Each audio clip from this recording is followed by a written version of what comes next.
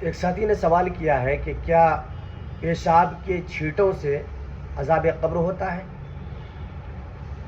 تو جواباً عرض یہ ہے کہ یہ بات بالکل درست ہے اور حدیث سے ثابت ہے کہ پیشاب کے چھینٹوں سے نہ بچنے کی وجہ سے عذاب قبر ہوتا ہے۔ اللہ کے رسول علیہ الصلوۃ والسلام ایک مرتبہ دو قبروں کے پاس سے گزرے اور آپ کا گھوڑا بدک اٹھا۔